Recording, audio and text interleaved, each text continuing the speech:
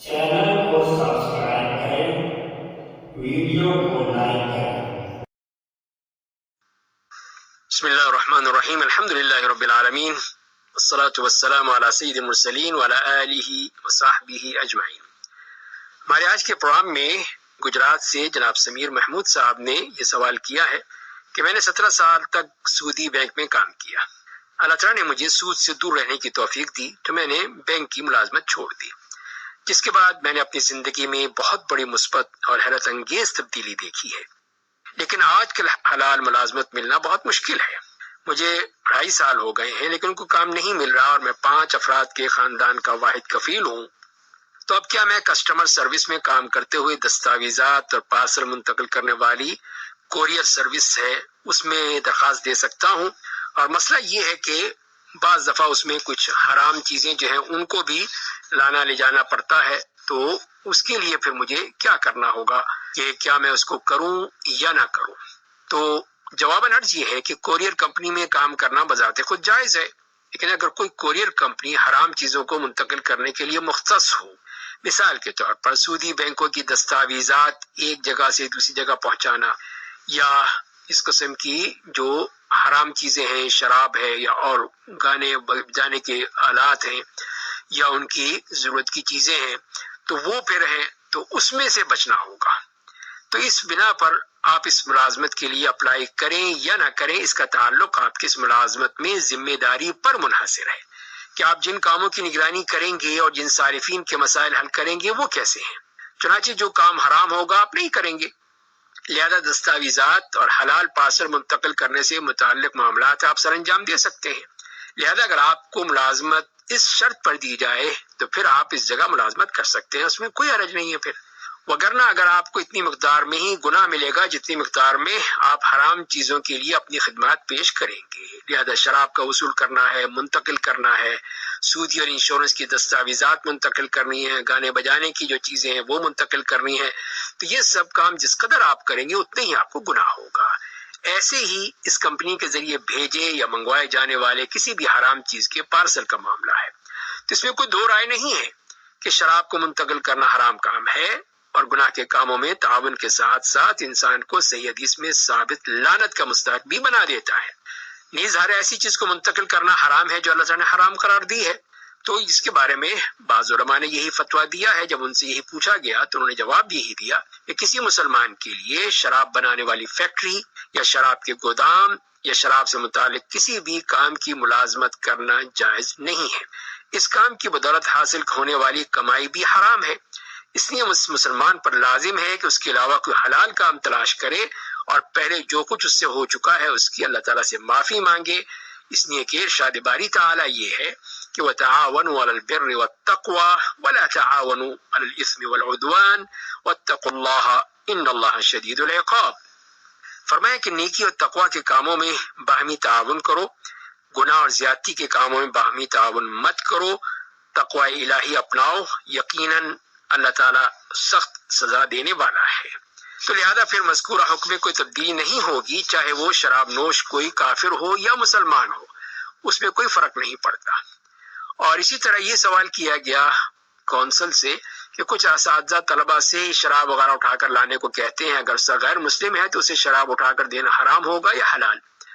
तो उस पर जवाब ये दिया गया कि मुसलमान के लिए शराब नोश के सामने शराब पेश करना जायज नहीं है,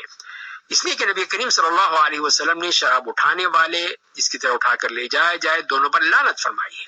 और ये गुनाह और ज्यादती के काम में ताउन भी है, जैसे कि अभी हमने कुरान करीम की इस आयत में देखा है। तो हम आपको यही नसीहत करेंगे कि आप हलाल काम तलाश करें, हराम से दूर रहें। और हमें नजर आ रहा है कि आपके लिए इस कंपनी की मुलाजमत करते हुए हराम चीजों से बचना शायद मुश्किल होगा,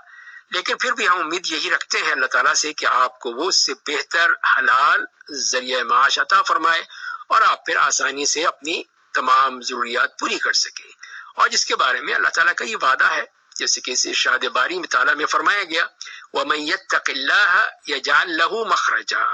व यरज़ुक़हु मिन हैसु ला यहतसिब वमन यतवक्कल अलल्लाहि फहुव हस्बुह इन्नल्लाह बालिगु अमरिही क़द जअलल्लाहु लिकुल्लि शैइन क़दरा।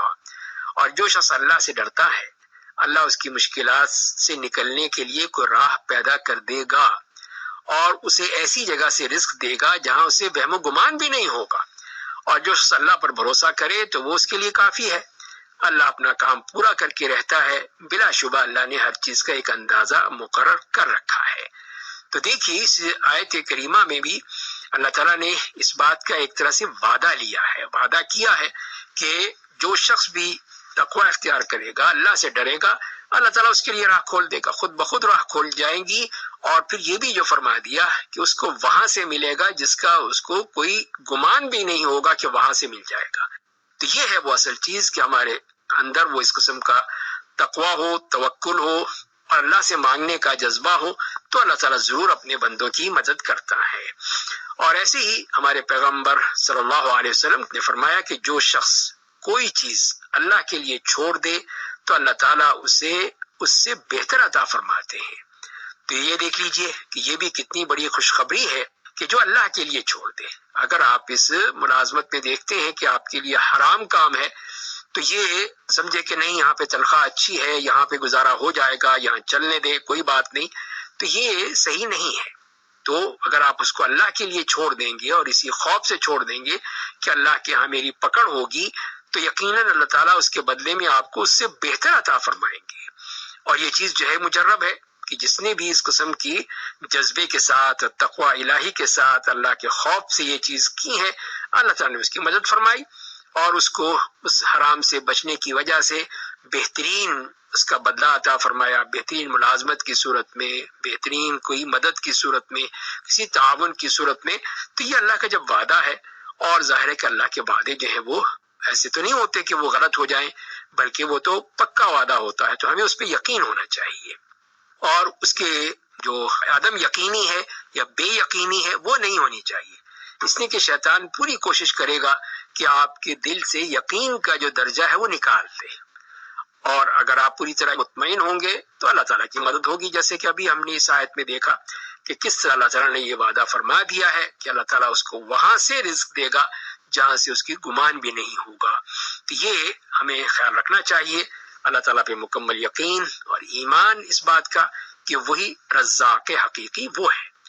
تو اس کی بات مانیں گے تو یقیناً اس کو ہمیں بہترین رزق دے گا، اس کی بات نہیں مانیں گے تو پھر ہمارے لیے مسائل پیدا ہوں گے۔ تو یہ اس چیز کا خیال رکھیں گے تو یقیناً ہمارے لیے آسانیاں ہی آسانیاں ہوں گی،